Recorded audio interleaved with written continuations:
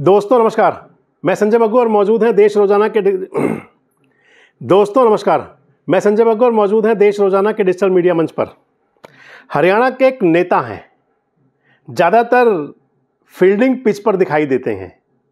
हर सरकार के खिलाफ में वो कभी अदालतों में और कभी जनता की अदालत में हुआ करते हैं। इस समय फिर चर्चाओं में है और इस समय उन्होंने एक चिट्ठी लिखी है देश की महामहिम राष्ट्रपति द्रौपदी मुर्मू को और एक चिट्ठी लिखी है हरियाणा के मुख्यमंत्री नायब सिंह सैनी को। मैं आपसे बात कर रहा हूं कांग्रेस के नेता, पलवल के पूर्व विधायक करण सिंह दलाल की। मैंने आपसे इसलिए कहा कि करण सिंह दलाल हमेशा चर्चाओं में रहते हैं और ज़्यादातर करण सिंह दलाल फील्डिंग पिच पर रहते हैं, यानी कि विपक्षी खेमे में खड़े होते हैं। 1991 में पहली बार विधायक बने थे करण सिंह दलाल। उस समय हरियाणा के अंदर सरकार हुआ करती थी चौधरी भजन लाल की। हरियाणा विकास पार्टी से दलाल एमएलए बने थे। चौधरी भजन लाल के खिलाफ करण सिंह दलाल विधानसभा के अंदर गर्जा करते थे। सड़क से लेकर और संसद यानी कि विधानसभा से लेकर और सड़क तक करण सिंह दलाल की आवाज़ बुलंद हुआ करती थी। 1996 में करण सिंह दलाल दूसरी बार विधायक बने हरियाणा विकास पार्टी से। सरकार भी बन गई।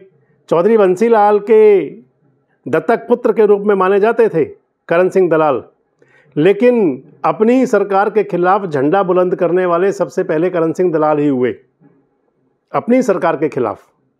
और ऐसा झंडा बुलंद किया कि चौधरी बंसी लाल की सरकार पूरा समय नहीं कर पाई, सरकार बीच में ही गिर गई, अधर में लटक गई। इसलिए मैंने कहा कि ज़्यादातर फील्डिंग पिच पर होते हैं। तीसरी बार करण सिंह दलाल विधायक बने 2000 के चुनाव के दौरान में। उस समय हरियाणा के अंदर ओम प्रकाश चौटाला जी की सरकार बनी थी और Karan Singh Dalal Republican party of India से विधायक बने थे। पूरे 5 साल तक चौटाला साहब की पार्टी से सींग भिड़ाते रहे करण सिंह दलाल। उसी समय का दौर था जब जेबीटी टीचर भर्ती मामले के अंदर चौधरी ओम प्रकाश चौटाला और अजय सिंह चौटाला बाकी लोगों को सजा भी हुई। वो पिटीशन में भी करण सिंह दलाल थे। उसी दौरान हरियाणा के एचसीएस अधिकारियों की भर्ती के मामले को भी वो अदालत में लेकर के गए। 2002 की एचसीएस भर्ती थी और वही 2002 की एचसीएस का भर्ती वाला मामला ही उसी जिनको करण सिंह दलाल ने फिर उठा रखा है। पहले आपको बताता चलूं, 2000 के बाद 2005 में करण सिंह दलाल कांग्रेस पार्टी से विधायक बने, लगातार चौथी बार। 2005 की विधायकी के दौरान में करण सिंह दलाल का अपने कांग्रेस के नेताओं के साथ भी 36 का आंकड़ा खूब चलता रहा। 2009 में चुनाव हार गए पहली बार। सुभाष चौधरी उस समय इंडियन नेशनल लोकदल के कैंडिडेट थे, उन्होंने करण सिंह दलाल को हरा दिया। तब उस समय ना सड़क पर और ना विधानसभा में कहीं करण सिंह दलाल सुनाई नहीं पड़ते थे। 2014 में फिर चुनाव जीत गए, करण सिंह दलाल विधायक बन गए, लेकिन सरकार बनी भारतीय जनता पार्टी की। दीपक मंगला चुनाव हार गए, करण सिंह दलाल चुनाव जीत गए, बीजेपी की सरकार बन गई। 2019 में दीपक मंगला ने करण सिंह दलाल को लगभग 30,000 वोटों के बड़े अंतर से चुनाव हरा दिया। और 2025 का विधानसभा चुनाव तो करण सिंह दलाल के लिए जैसे वाटर फ्लू साबित हुआ। 35,000 के लगभग वोटों से करण सिंह दलाल चुनाव हार गए और वो चुनाव भी हारे राजनीति के नए नवेले खिलाड़ी गौरव गौतम से। यानी कि ये करण सिंह दलाल का पॉलिटिकल करियर रहा आज तक का। 3 चुनाव हारे और 5 चुनाव जीते, कुल 8 चुनाव लड़े। अब मैं आपको बता रहा था कि करण सिंह दलाल ज़्यादातर फील्डिंग पिच पर क्यों हुआ करते हैं। जो मैंने आपको बताया, पहले विधायक बनने से लेकर के और आज तक का, इस समय ना वो विधायक हैं, ना कांग्रेस की सरकार है, भारतीय जनता पार्टी की सरकार है। और उस पर सरकार के खिलाफ और चुनाव आयोग के खिलाफ चुनाव में हुई सारे मामले को लेकर के सबसे पहले करण सिंह दलाल अदालत में गए थे, हाई कोर्ट भी और सुप्रीम कोर्ट भी। उनकी पटिशन एक सुप्रीम कोर्ट में भी चल रही है, एक पटिशन उनकी हाई कोर्ट में भी चल रही है। अलग अलग पैरेलल दोनों मामले चल रहे हैं। उन्होंने न केवल पलवल बल्कि पूरे हरियाणा के मामले उठा रखे हैं। अब ताज़ा घटनाक्रम ये है कि अभी हाल ही में नायब सिंह सैनी सरकार ने, हरियाणा के मुख्यमंत्री ने देश की महामहिम राष्ट्रपति को एक 22 एचसीएस अधिकारी हैं 2002 कैडर के, उन एचसीएस अधिकारियों के आईएएस प्रमोशन की चिट्ठी लिखी है। उन एचसीएस अधिकारियों को प्रमोट करके आईएएस अधिकारी बना दिया जाए, इस प्रकार की संरचना शुरू हुई है।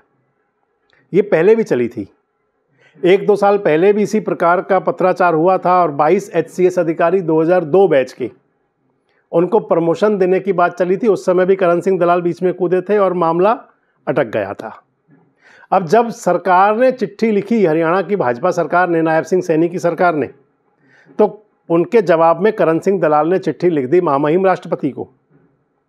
करण सिंह दलाल राष्ट्रपति को लिखी चिट्ठी में कहते हैं कि जो 2002 बैच के HCS अधिकारी हैं, इनकी भर्ती से लेकर के और आज तक, यानी कि नौकरी में भर्ती से लेकर के और उनके नौकरी के कार्यकाल, सब पर प्रश्न चिन्ह लगाते हैं करण सिंह दलाल। करण सिंह दलाल कहते हैं कि उनकी जो भर्ती हुई थी वो भी ठीक नहीं थी। मामला अदालत तक गया था, अदालत में मामला रहा था। हालांकि बाद में जो अभ्यर्थी थे, यानी कि जो अपॉइंट हुए थे HCS ऑफिसर्स, उनको कुछ राहत मिल गई थी, लेकिन करण सिंह दलाल ने उस मामले को पूरी शिद्दत से उठाए रखा था। जो HCS अधिकारी हैं, उनके अंदर 22 अधिकारियों के अंदर कई प्रमुख नाम हैं। वीना हुड्डा हैं, वत्सल वशिष्ठ हैं, आनंद साहब हैं, कई अधिकारी हैं, 22 अधिकारी टोटल हैं। उस सारे मामले को लेकर के अब जब सरकार ने कहा कि इनको प्रमोट कर दिया जाए, तो करण सिंह दलाल ने अलग अलग 9 पॉइंट उठा करके कहा कि इनकी प्रमोशन नहीं होनी चाहिए, ये प्रमोशन का हक नहीं रखते। राष्ट्रपति जी के पास मामला गया हुआ है। करण सिंह दलाल पेशे से अधिवक्ता भी हैं शिक्षा के मामले में, और गहरे और गूढ़े व्यक्तित्व हैं। अगर किसी बात को उठाया है तो बड़ा सोच समझ करके उठाया होगा। खुद कह रहे हैं कि पहले भी जब इनको प्रमोशन दी जा रही थी तो तब भी हम नहीं रोका था और अब फिर चले गए। और दूसरा, उन्होंने चिट्ठी लिखी है हरियाणा के मुख्यमंत्री नायब सिंह सैनी को। हरियाणा के मुख्यमंत्री नायब सिंह सैनी को लिखी चिट्ठी में करण सिंह दलाल कह रहे हैं कि आपकी सरकार ने हरियाणा के अंदर कुछ पटवारियों के नाम जारी किए थे। आपको ध्यान होगा, एक पटवारियों की सूची जारी हुई थी हरियाणा के अंदर।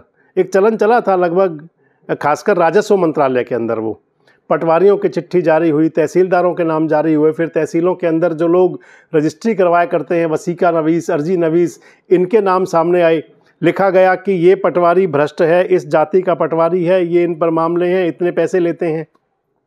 तहसीलदारों की भी आई। तहसीलदारों का नाम तो ज़्यादा नहीं खुले, लेकिन उसके बाद में एक चिट्ठी और आ गई, एक लिस्ट और आई। उस लिस्ट के अंदर प्राइवेट लोगों के नाम थे ज़्यादातर, और ये बताया था कि ये फलां तहसीलदार के लिए काम करते हैं, ये फलां तहसीलदार के लिए काम करते हैं, फलां काम के इतना पैसा है, इतना पैसा फलां काम का है, सब कुछ फिक्स है। पटवारियों के मामले को लेकर के करण सिंह दलाल ने तब भी बात उठाई थी।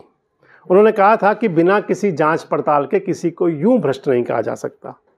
अब उन्होंने चिट्ठी लिखी है जो मुख्यमंत्री नायब सिंह सैनी को, उसमें करण सिंह दलाल कह रहे हैं कि बताएं मुख्यमंत्री जी कि आप, अगर पारदर्शी सरकार है, बड़ी अच्छी बात है, होनी चाहिए, लेकिन साथ में ये भी कह रहे हैं कि पटवारियों को भ्रष्ट बताने का कौन सा सोर्स था, कौन से सोर्स से आपने कहा कि आपकी सरकार के, और अगर वो चिट्ठी जो लिस्ट सूची वायरल हुई वो सही है या गलत, ये भी पूछ रहे हैं। अगर वो गलत हैं तो किसने वायरल कर दी, क्यों वायरल की, उन पर क्या एक्शन हुआ, और अगर सही है तो फिर उसका सोर्स क्या है। इससे आगे बढ़ के करण सिंह दलाल पूछते हैं कि हरियाणा के अंदर कितने अधिकारी और हैं जो आपको लगता है भ्रष्ट हैं? क्या केवल पटवारी ही भ्रष्ट हैं या कोई और अधिकारी भी भ्रष्ट हैं? कुछ IAS IPS अधिकारी भी अगर भ्रष्ट हैं तो उनका भी बताएं। इसके साथ साथ कह रहे हैं कि क्या पुलिस विभाग में, बिजली विभाग में, अन्य विभागों में कोई भ्रष्टाचार नहीं है, अगर है तो उनका भी बताएं। साथ साथ ये भी कह रहे हैं कि केवल भ्रष्टाचार यही नहीं रुकेगा, अगर आप बता ही रहे हैं तो फिर ये भी बताएं कि भ्रष्टाचार के मामलों में कितने आज तक परिवाद दायर हैं, कितनी FIR हुई, कितनों में क्या एक्शन हुआ, कितने चार्जशीट हुए, किन पर क्या इस समय चल रहा है, एक्शन ऑफ मोड क्या है उनमें।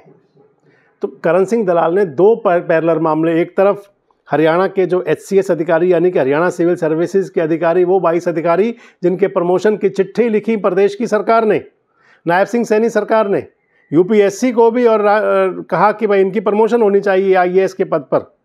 और दूसरी तरफ वो पुरानी सूचियां जो वायरल हुई थी, इन दोनों मामलों को उठा करके एक चिट्ठी राष्ट्रपति जी को और एक चिट्ठी मुख्यमंत्री जी को लिख करके करण सिंह दलाल ने एक बार फिर नई चर्चा छेड़ दी है। करण सिंह दलाल पूछना चाहते हैं कि आखिर बताएं कि भ्रष्टाचारी कितने और लोग कौन कौन से विभाग में हैं, और इसके साथ साथ ही उन्होंने HCS अधिकारियों के IAS प्रमोशन करने पर, IAS प्रमोट करने पर कई सवालिया निशान लगाते हुए 9 बिंदु की चिट्ठी लिख दी। अब इस सारे मामले को लेकर के, यानी कि दोनों चिट्ठियों को लेकर के अब जो राजनीतिक गलियारे के अंदर अलग अलग प्रकार की नई प्रकार की चर्चाएं हैं। सबसे बड़ी चर्चा ये है कि आखिर करण सिंह दलाल के मन में क्या है, किस आधार पर ये चिट्ठियां लिखी गई हैं।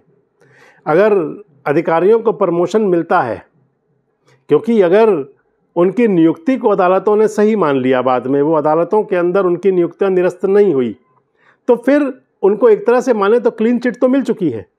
और जब क्लीन चिट मिल चुकी है तो फिर उनके प्रमोशन पर अड़ंगा क्यों लगा रहे हैं करण सिंह दलाल।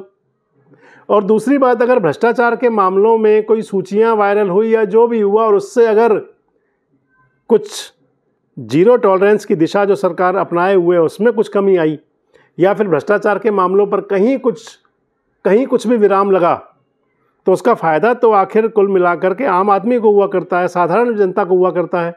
लेकिन करण सिंह दलाल दोनों चिट्ठियां लिख करके क्या मात्र राजनीतिक सुर्खियों में रहना चाहते हैं, और या फिर इसके पीछे कोई मकसद है? आखिर क्या लक्ष्य है, क्या चाहते हैं करण सिंह दलाल? आपको क्या लगता है कि क्या करण सिंह दलाल की दोनों चिट्ठियां केवल राजनीतिक सुर्खियों में बने रहने के लिए हैं? आपको क्या लगता है कि क्या भ्रष्टाचार के मामलों पर रोक के लिए अगर इस प्रकार के वायरल होते हैं वो कितना ठीक है या कितना गलत?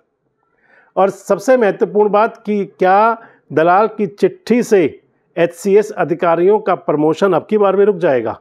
कमेंट बॉक्स में जरूर बताएं। जुड़े रहें हमारे साथ, देखते रहें देश रोजाना। हमारे साथ जुड़े रहने के लिए सब्सक्राइब करें देश रोजाना के YouTube चैनल को, और नई वीडियो की नोटिफिकेशन पाने के लिए बेल आइकन जरूर दबाएं। अगर आप ये वीडियो Facebook या Instagram पर देख रहे हैं तो पेज को लाइक और फॉलो जरूर करें और ज्यादा से ज्यादा शेयर करें।